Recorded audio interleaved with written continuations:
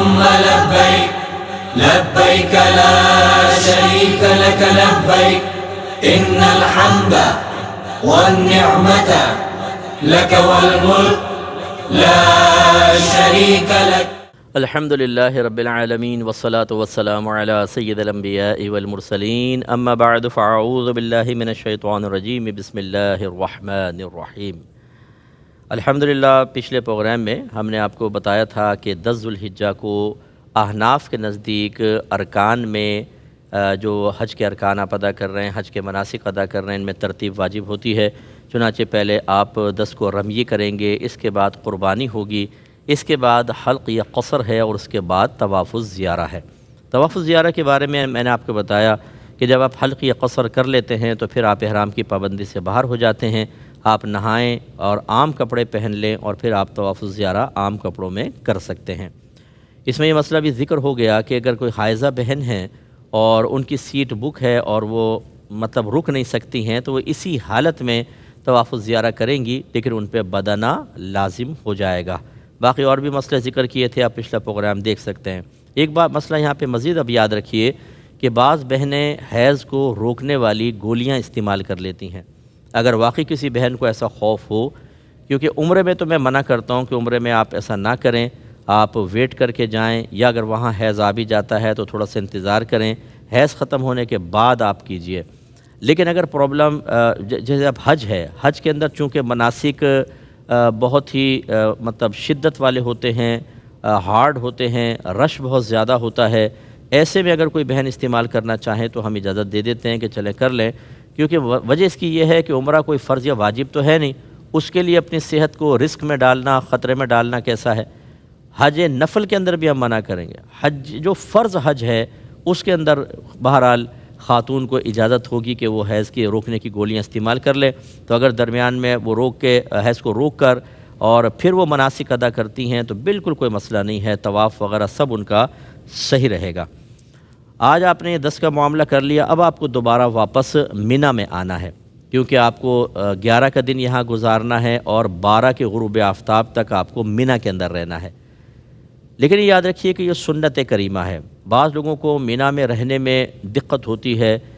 رش میں نیند نہیں آتی، بعض ایسے ہوتے ہیں کہ راتوں کے جاگے ہوتے ہیں، ایسے بعض ایسے ہوتے ہیں کہ واش روم وغیرہ میں چونکہ لائنیں لگی ہوتی ہیں تو ان کو کوفت ہوتی ہے، بیمار ہوتے ہیں، بعضوں کے ساتھ والدہ وغیرہ ہیں، والد ہیں، ویل چیئر پر ہیں، اور وہاں پر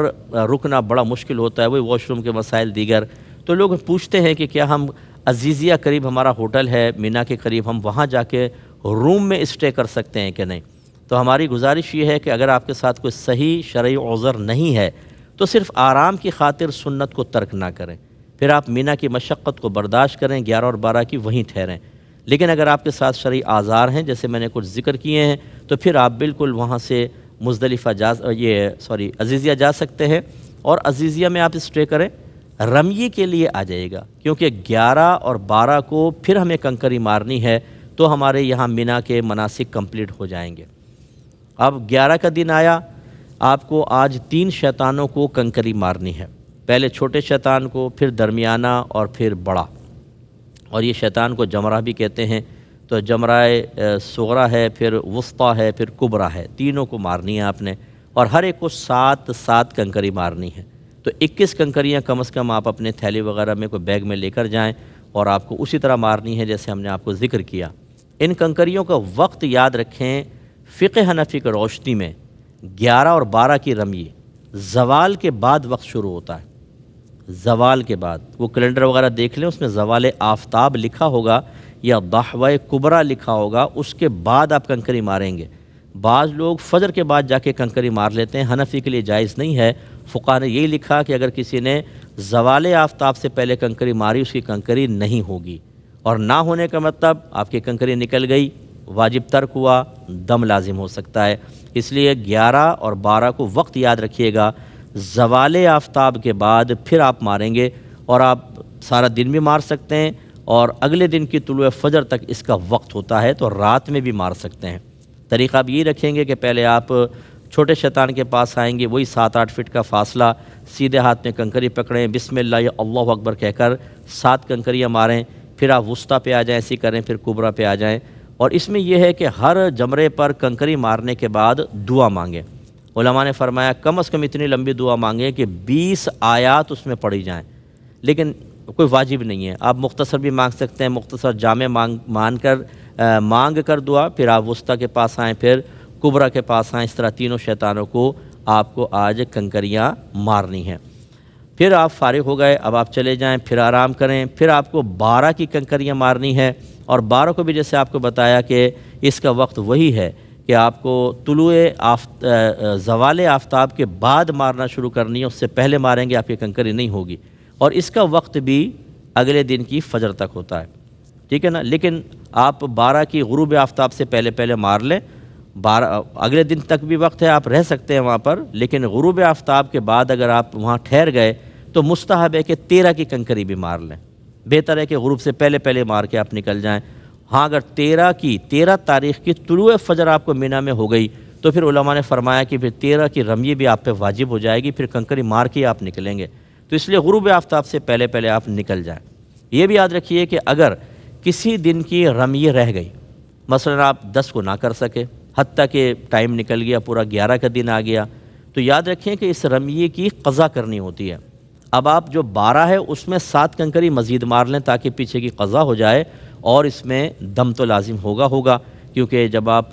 کسی دن کی بھی رمیے چھوڑیں گے تو آپ پر ایک دمبا یا بکرا ذبح کرنا واجب ہو جاتا ہے، اس کو دم کہتے ہیں، اور اس کے میں انشاءاللہ پورے احکام آپ کو ذکر کروں گا۔ تو اب آپ یاد رکھیں کہ آپ کو دم دینا ہوگا، لیکن قضا بھی کرنی ہوگی۔ 12 کے غروب آفتاب کے بعد آپ فارغ ہو گئے، اب آپ چاہیں مکہ جہاں پہ آپ نے جانا چلے جائیں، لیکن اگر آپ مکے سے باہر جانا چاہتے ہیں تو اب آپ کو ایک اور طواف کرنا ہوگا جس کو طواف رخصت کہتے ہیں۔ یہ طواف رخصت یاد رکھیں کہ جو حجاج ہوتے ہیں ان پہ لازم ہیں اور ان کو کرنا ہوگا، لیکن عمرہ کرنے والے پر نہیں ہوتا۔ بعض لوگ عمرہ کرنے کے بعد بھی کہتے ہیں جی کہ طواف رخصت کرنا ہے، طواف رخصت عمرہ کرنے والے پر نہیں ہے، حج کرنے والے پر ہے اور واجب ہے۔ اس کو طواف رخصت بھی کہتے ہیں اور طواف وداع بھی کہتے ہیں۔ ویسے وداع واو کے زیر سے لوگ زیادہ استعمال کرتے ہیں، لیکن صحیح لفظ وداع، طواف وداع کریں گے، اور یہ عام کپڑوں میں ہوگا جیسے آپ کو پتہ ہے۔ اب آپ فارغ ہو چکے ہیں، چونکہ آپ نے تو پہلے ہی 10 تاریخ کو حلق یا قصر کروا کے عام کپڑے پہن لیے تھے، تو یہ عام کپڑے میں ہوگا، اور اس میں صرف طواف ہوتا ہے، اس میں سعی وغیرہ نہیں ہوتی، نہ اس میں رمل ہوتا ہے، اور چونکہ عام کپڑے پہنے کو اتباع وغیرہ کی بھی کوئی حاجت نہیں، بس آپ ایک چکر لگائیں گے، وہی 8 استلام ہوں گے اور 7 چکر آپ لگائیں گے، آب زمزم آپ پئیں گے، اور اس کے بعد پھر 2 رکعت نفل طواف کی بھی آپ ادا کریں گے جو آپ پہ ادائیگی واجب ہے۔ اس کے بعد آپ تقریباً تمام مناسک سے فارغ ہو گئے۔ یہاں پر بھی ایک مسئلہ یاد رکھیے گا کہ اگر کوئی بہن حالت حیض یا نفاس میں ہے اور اس کی فلائٹ کا ٹائم ہے، یعنی اب وہ یہ طواف رخصت نہیں کر سکتی، تو یاد رکھیں ان کو بالکل رخصت ہے، یعنی یہ طواف رخصت چھوڑ کے بھی چلی جائیں گی، کیونکہ یہ حدیث میں اجازت آ گئی ہے، تو ان پر کوئی دم وغیرہ لازم نہیں ہوگا۔ اب یہ لازم نہیں ہے کہ یہ یعنی اب تو اگر ٹائم نہ ہو، بالکل بھی فلائٹ کا ٹائم فوراً آ گیا تو وہ چھوڑ دیں، اور فرض کر لیں اتنا وقت ہے کہ یہ ادا کر سکتی ہیں، تو پھر اسی حالت میں ادا کر لیں، اور اس پر پھر دم لازم ہوگا، دم دینا ہوگا۔ اور اگر بالکل فلائٹ قریب آ گئی ہے تو پھر ویسے نکل جائیں، تو انشاءاللہ ان کے لیے کوئی مسئلہ نہیں ہوگا۔ اس کے بعد آپ جب فارغ ہو گئے، اب آپ چاہیں تو مکۃ المکرمہ کی زیارات کی طرف تشریف لے جائیں، زیارتیں کر لیں۔ وہ مقامی لوگوں سے اگر آپ پتہ کریں تو متبرک مقامات آپ کو بتائیں گے۔ 3 مقام کا میں ذکر کر دیتا ہوں۔ ایک تو جنت المعلا ہے، یہ قبرستان ہے مکۃ المکرمہ کا، اور اس میں بی بی خدیجہ الکبریٰ رضی اللہ تعالی عنہا کا بھی مزار شریف ہے، جو بہرحال اب شناخت اور پہچان تو نہیں ہوتی ہے، وہ مٹا دی گئی ہے شناخت، لیکن یہ یہاں پہ بہت نفوس قدسی اور بہت سارے دیگر اولیاء کے اور اکابر اور تابعین وغیرہ کے مزارات ہیں، ان کی آپ زیارت کریں۔ لیکن سنا یہی ہے کہ اس کے ایک حصے کو منہدم کر کے اس پہ پل بنا دیا گیا ہے، تو اس کا مطلب ہے کہ وہ پل قبروں کے اوپر قائم کیا گیا ہے، اس لیے جو محتاط علماء ہے وہ مشورہ دیتے ہیں کہ تھوڑا دور رہ کر ہی آپ فاتحہ وغیرہ پڑھیں، دعا وغیرہ کریں، زیادہ قریب نہ جائیں، کہ ایسا نہ ہو کہ آپ ایسے مقام پہ پہنچ جائیں جہاں پر کسی قبر کو ختم کر کے اس پہ راستہ بنا دیا گیا ہو، تو اس راستے پہ چلنا گناہ ہوتا ہے۔ دوسرا، جب آپ صفا سے مروہ سے باہر نکلتے ہیں، لیفٹ سائڈ کے اوپر فارغ ہو کر نکلتے ہیں، تو سامنے ایک اونچا پہاڑ نظر آتا ہے، یہ جبل ابو قبیس ہے، اور اس پر کھڑے ہو کر نبی کریم صلی اللہ علیہ وسلم نے چاند کے 2 ٹکڑے فرمائے تھے۔ یہ بڑا متبرک پہاڑ ہے اور اس پر اہل محبت نے مسجد بلال قائم کی تھی، لیکن پھر وہ مسجد شہید کر دی گئی، اب وہاں شاہی محل بنا دیا گیا ہے۔ باہر کو اسی میں آپ تھوڑا سا آگے نکل جائیں، روڈ پر آ جائیں تو ایک مکتب بنا ہوا ہے وہاں پر، یہ نبی کریم صلی اللہ علیہ وسلم کی جائے ولادت ہے۔ یہاں سرکار پیدا ہوئے تھے، لیکن اس کو ختم کر کے اب لائبریری بنا دی ہے وہاں پر۔ لیکن آپ بہرحال متبرک مقام تو ہے، جہاں پر کسی متبرک مبارک ہستی کے قدم ہو جاتے ہیں، جسم ٹچ ہو جاتا ہے، اس کی برکات قیامت تک ختم نہیں ہوتی، یہ ذہن میں رکھیے بس آپ۔ تو آپ وہاں پر جا کے فاتحہ وغیرہ پڑھ سکتے ہیں اور حاضری وغیرہ دیں، بہت ہی بیسٹ ہے۔ اگر آپ کے مکے کے اندر ابھی بھی دن باقی ہیں تو جیسے آپ کو بتایا تھا آپ عمرے وغیرہ کر سکتے ہیں، لہٰذا آپ عمرہ کرنے کے لیے چونکہ آپ مکے میں ہیں اور مکی شخص کے لیے لازم ہے اگر وہ عمرہ کرنا چاہے تو حدود حرم سے باہر نکلنا ہوگا، اور حدود حرم سے باہر وہ مسجد عائشہ معروف ہے۔ سیدہ عائشہ صدیقہ رضی اللہ تعالی عنہا نے بھی بعض وجوہات کی بنا پر مناسک کے حج ادا کرنے کے بعد ایک عمرہ کیا تھا نبی کریم صلی اللہ علیہ وسلم کی اجازت سے، اور آپ کے بھائی عبد الرحمن آپ کے ساتھ گئے تھے، تو آپ وہاں پہ بالکل جا کر پھر وہ احرام پہنیں اور آ کے آپ عمرہ وغیرہ ادا کر سکتے ہیں۔ یاد رکھیے کہ یہاں کے بھی تبرکات آپ لینا چاہیں تو بالکل لیجئے، اپنے محبت کرنے والوں کے لیے، پیار کرنے والوں کے لیے لے کر جائیے، یہ بہت ہی اچھا ہے۔ اس کے بعد اب آپ کو روانہ ہونا ہے مدینہ منورہ۔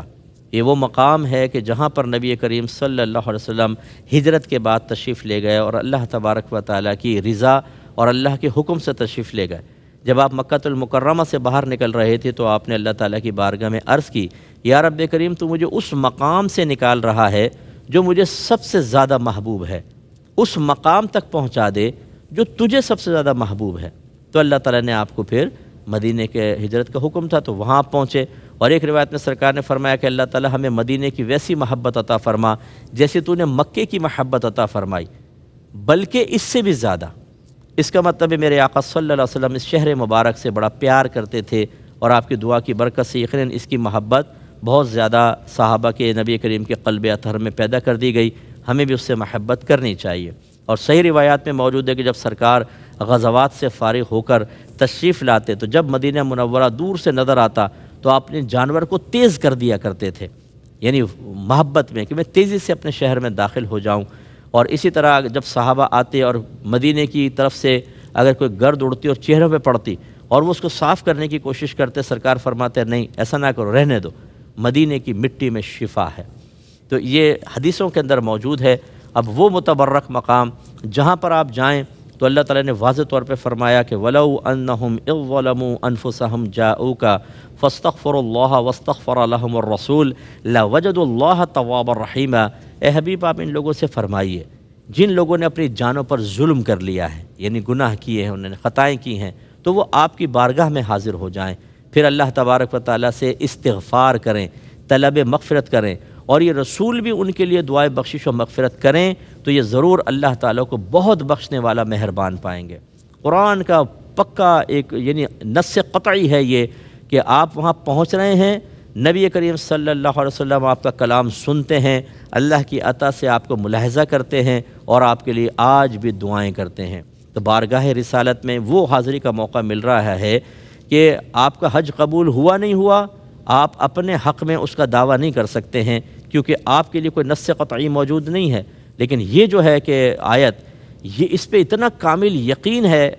اور ہونا چاہیے کہ قرآن کی آیت کہہ رہی ہے، ہمیں مخاطب کر کے یعنی اپنے نبی کو مخاطب کر کے ہمیں پیغام دیا ہے کہ اگر یہ آپ کی بارگاہ میں آ کے استغفار کریں اور یہ رسول بھی استغفار کریں تو ضرور اللہ کو بخشنے والا مہربان پائیں گے۔ اس کا مطلب ہے وہ حاضری کوئی معمولی حاضری نہیں ہے۔ اب آپ وہاں جب پہنچنے لگیں تو پھر یہ ارادہ کریں کہ انشاءاللہ بارگاہ رسالت میں حاضر ہو کر شفاعت کا، مغفرت کا کی درخواست پیش کی جائے گی کہ یا رسول اللہ، اللہ کی بارگاہ میں دعا کریں کہ اللہ تعالیٰ ایسا ہماری مغفرت فرما دے۔ انشاءاللہ سرکار دعا فرمائیں گے اور ہماری بخشش و مغفرت ہوگی۔ ضمناً یہ بھی عرض کر دیتا ہوں کہ بعض کہیں گے جس نبی کریم تو دنیا سے پردہ فرما